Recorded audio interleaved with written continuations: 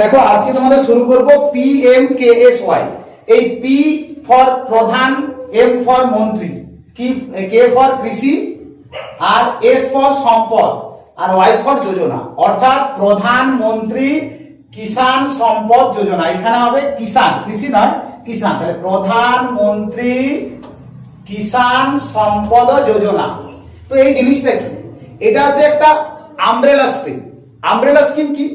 অর্থাৎ আমাদের যে কেন্দ্রীয় খাদ্য প্রক্রিয়াকরণ শিল্প মন্ত্রক আছে, অর্থাৎ সেন্ট্রাল ফুড প্রসেসিং ইন্ডাস্ট্রি, অর্থাৎ সেন্ট্রাল ফুড প্রসেসিং ইন্ডাস্ট্রি, যেটাকে আমরা বলছি ministry of central food processing industry. তো এই যে এই দপ্তরটা আছে, এরা চেয়েছে কি যে সমস্ত চলমান প্রকল্পগুলোকে একসাথে আনা, এক ছাতার তলায় নিয়ে আসা।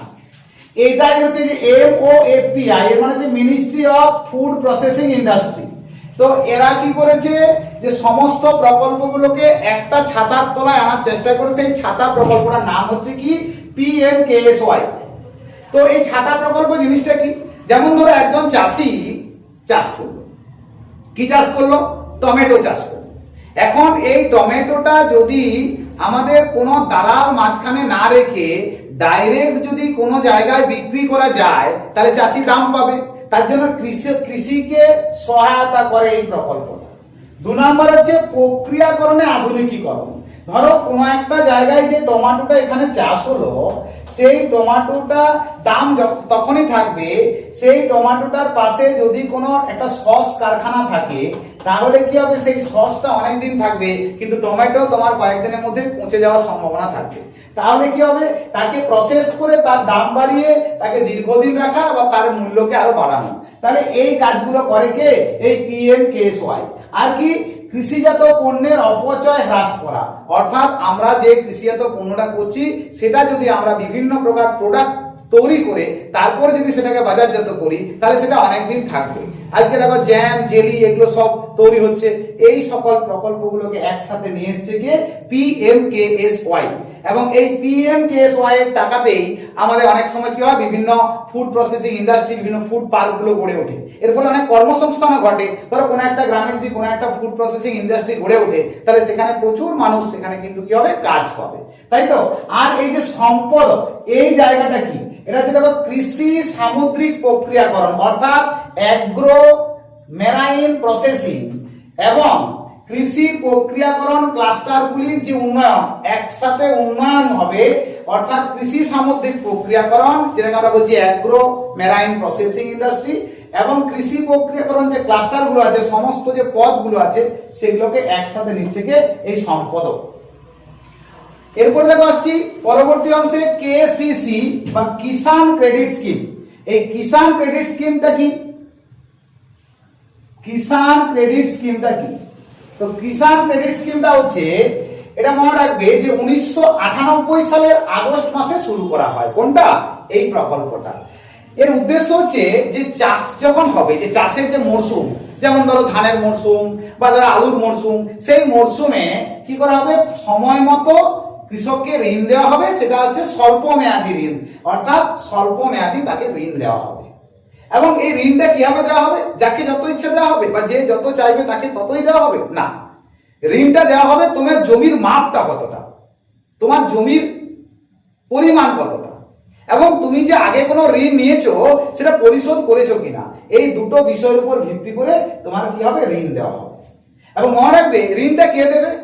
ঋণটা দেবে কোনো সরকারি ব্যাংক দেবে, কোনো আঞ্চলিক গ্রামীণ ব্যাংক দেবে, কোনো RRB অর্থাৎ এই যে রিজিওনাল রুরাল ব্যাংক, সেটা হচ্ছে আঞ্চলিক গ্রামীণ ব্যাংক, বা কোনো সমবায় ব্যাংক দেবে। তাহলে এইটা তোমাকে কিন্তু দেবে কে? এই ব্যাংকগুলো দেবে। এবং মনে রাখবে যে KCC কৃষকদের জন্য একটা ATM কার্ড। অর্থাৎ ATM কার্ড মানে কি? মানে ATM কার্ডের টাকা কোথায় আসবে না, কৃষকের ওই যে জমির পরিমাপ অনুসারে কৃষকদের ওই কার্ড যাদের আছে তাদের একটা লিমিট কিন্তু অলরেডি থাকবে। ওই লিমিট অনুসারে ওই লিমিটের মধ্যে টাকা, ধরো তোমার 2 বিঘা জমি আছে, তোমার 2 বিঘার জন্য তোমার লিমিট এসছে কত না, ধরো 50,000 টাকা। এরপরে তুমি 50,000 টাকা তুমি যখন খুশি তখন তোমার প্রয়োজন মতো টাকা তুলতে পারো। তুমি 4,000 তুলতে পারো, 5,000 তুলতে পারো। পরে প্রথমবার তুমি 2,000 তুললে, তখন বীজটা কেনার জন্য, তারপরে জমি তৈরি বা ইত্যাদির জন্য সার কেনার জন্য তুমি আরো 5,000 খরচ করলে। তাহলে তোমার যে টাকাটা তুমি খরচ করলে তার উপর তোমার সুদ বসবে, অর্থাৎ ইন্টারেস্ট বসবে, তাই তো? তাহলে এইটা করে কে? কেসিসি। তাহলে কেসিসি জিনিসটা বুঝতে পেরেছি। এরপর আমরা চলে আসছি পরবর্তী অংশে। এরপর দেখো আসছি পিএম কিষাণ। পিএম কিষাণটা কি না, এটা হচ্ছে প্রধানমন্ত্রী কিষাণ সম্মান নিধি যোজনা। অর্থাৎ এই যে পিএম কিষাণ, এটা হচ্ছে প্রধানমন্ত্রী কিষাণ সম্মান নিধি যোজনা। এই জায়গাটা দেখো, এটা হচ্ছে ভারত সরকারের একটা উদ্যোগ। এই উদ্যোগটা যেটা খুব গুরুত্বপূর্ণ বর্তমানে, সেটা হচ্ছে কি, যেটার জন্য আমাদের পশ্চিমবঙ্গ সরকার যে আমাদের আগের যে কৃষকরা যে জমি থাকলে টাকা পেত, ঠিক আছে, সেই পিএম কিষাণ প্রকল্পতে চলে যাচ্ছে সেই জমির টাকাটা। সেইটা রাজ্য সরকার আলাদা ছিল, সেখানে কিন্তু পিএম কিষাণ চলে যেত। পিএম কিষাণটা প্রথম চালু হয় 2019 সালের 24শে ফেব্রুয়ারি উত্তরপ্রদেশের গোরক্ষপুরে প্রথম এটা চালু হয়। এবং এইটা অন্তর্বর্তী বাজেটে এই পিএম কিষাণ প্রকল্পটা ঘোষণা করা হয়, সেটা হচ্ছে 2019 সালের 1 ফেব্রুয়ারি। তো এই পিএম কিষাণ যোজনার মূল লক্ষ্য কি না, যাদের 2 হেক্টর পর্যন্ত চাষযোগ্য জমি আছে তাদেরকে বছরে 6,000 টাকা দেওয়া হবে। কিন্তু সেই 6,000 টাকা একবারে দেওয়া হবে না, কবারে দেওয়া হবে? 3 বারে দেওয়া হবে। অর্থাৎ 4 মাস ছাড়া ছাড়া 2,000 করে তোমাকে দেওয়া হবে। তো এই টাকাটা কি জন্য দেওয়া হচ্ছে? ব্যাংকে জমা রাখার জন্য না, এটা দেওয়া হচ্ছে চাষি তার প্রয়োজন মতো সার, বীজ এবং কীটনাশক এটা কিনতে পারবে, এবং এই টাকা সরাসরি ব্যাংক অ্যাকাউন্টে ঢুকে যাবে, কি 3টি কিস্তিতে পাঠানো হবে। কিন্তু এখানে বিষয় হচ্ছে পিএম কিষাণ আর কেসিসির মধ্যে তফাৎ কি? কেসিসি হচ্ছে তুমি টাকা নাও, তোমাকে সুদ দিয়ে ফেরত দিতে হবে। আর পিএম কিষাণ হচ্ছে অনুদান, তোমাকে দেওয়া হচ্ছে, তোমাকে রিটার্ন দিতে হবে না, তোমাকে কোনো ইন্টারেস্টও দিতে হবে না, এবং তোমাকে মূল টাকাও দিতে হবে না। তাহলে এই হলো কি পিএম কিষাণ এবং কেসিসির মধ্যে পার্থক্য। এরপরে দেখো আসছি পরবর্তী অংশে, সেটা হচ্ছে কি না পিএমএফবিওয়াই। পিএমএফবিওয়াইটা কি না, পিএমএফবিওয়াই হচ্ছে প্রধানমন্ত্রী ফসল বীমা যোজনা। এটা ভারত সরকার 2016 সালের 18 ফেব্রুয়ারি এই যোজনাটা চালু করে। অর্থাৎ কোনো প্রাকৃতিক দুর্যোগে হোক, সেটা বন্যা হোক বা খরা হোক ইত্যাদি কারণে তুমি যে ফসলটা লাগিয়েছো, সেই ফসলটা যদি কোনো কারণে মানে নষ্ট হয়ে যায়, তাহলে তোমার যদি বীমা করা থাকে তাহলে কিন্তু তুমি ফসলের পুরো ক্ষতিপূরণ পেয়ে যাবে। এই যে বিষয়টা, এটাকে বলা হচ্ছে কি পিএমএফবিওয়াই। অর্থাৎ কত দিতে হবে? খুব কম টাকায় দিতে হবে, কোনো মহাজনের কাছ থেকে তোমাকে নিতে হবে না। কিরকম না, যদি খারিফ ফসল হয়, যদি তুমি ধান এবং পাট চাষ ইত্যাদিগুলো চাষ করার জন্য তুমি যদি ফসল বীমা যোজনা করো, সেক্ষেত্রে 2% প্রিমিয়াম দিতে হবে। অর্থাৎ তুমি যদি 1 লাখ টাকা লাও, তাহলে তোমাকে 2,000 টাকা তোমাকে কি করতে হবে? দিতে হবে এক্সট্রা, ঠিক আছে? রবি ফসল হলে তোমার হচ্ছে কত? 1.5% প্রিমিয়াম থাকছে তোমাকে, অর্থাৎ 1,500 টাকা এক্সট্রা দিতে হচ্ছে। আর যদি বাগিচা ফসল, বাণিজ্যিক ফসল বা বাগান ফসল হয়, তাহলে তোমাকে কিন্তু যেমন আলু, পেঁয়াজ এগুলো, তখন কিন্তু 5% তোমাকে প্রিমিয়াম দিতে হচ্ছে, অর্থাৎ 5,000 টাকা, লাখে 5,000। তাহলে এই যে বিষয়টা, এই টাকাটা কে দিচ্ছে? কেন্দ্র এবং রাজ্য সরকার দেয়। তাহলে আমরা এই প্রকল্পগুলো ভালো করে জানবে, আমরা মনে রাখবে ভারতের কৃষিকাজ পড়ছি, আমরা A to Z সমস্ত কিছু জানবো। শুধুমাত্র এইচএস এর বইতে যেগুলো দেওয়া আছে সেগুলো তো করছোই, তার সাথে এক্সট্রা করতে হবে, কারণ এগুলো সব রিসেন্ট টপিকস। কারণ তুমি যে পরীক্ষাটা দিচ্ছ, তুমি এসএলএসটি পরীক্ষা দিচ্ছ, মানে তোমার আপ টু গ্রাজুয়েশন অবধি তুমি যা যা পড়েছো তোমাকে সবই কিন্তু মনে রাখতে হবে।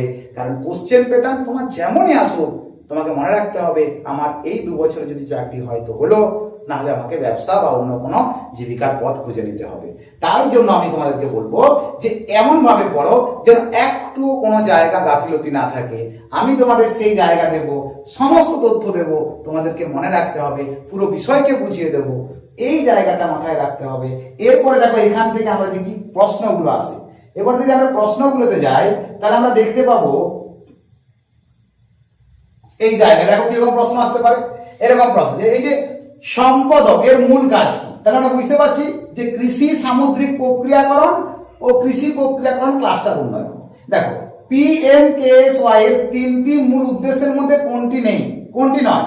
আমরা জানি কৃষিকে সাহায্য করার উদ্দেশ্য, প্রক্রিয়াকরণকে আধুনিকীকরণ করা এর উদ্দেশ্য, কৃষিজাত পণ্যের অপচয় হ্রাস করার উদ্দেশ্য, কৃষকদের জমি কেনাতে কিন্তু এর কোনো ভূমিকা থাকে না।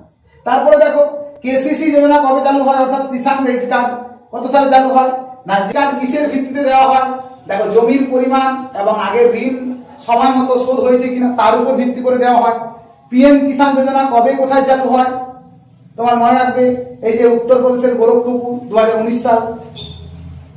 পিএম কিষাণের অধীনে বছরে কত টাকা আর্থিক সাহায্য পাওয়া যায়, কি হবে উত্তর 6000 টাকা। তাহলে তোমার যদি বিষয় পড়া থাকে তুমি যেমনই কোশ্চেন আসুক না কেন তুমি উত্তর করতে পারবে। আর একটা কথা মনে রাখবে, যে যে বিষয়গুলো খুব সহজ খুব ইজি সেই জায়গাগুলো থেকে জটিল কোশ্চেন আসে, আর যেগুলো টপিকগুলো সবাই পড়ে না সেখান থেকে কিন্তু সহজ কোশ্চেন আসে। তাই আমাকে পুরো বিষয়টা জানা থাকলে, আমার কিন্তু পড়া থাকলে আমি কিন্তু এমসিকিউ দেখে যে কোনো প্রশ্নের উত্তর করতে পারবো। তাই আজকে আমরা কৃষিকাজের এই অংশটি আলোচনা করলাম।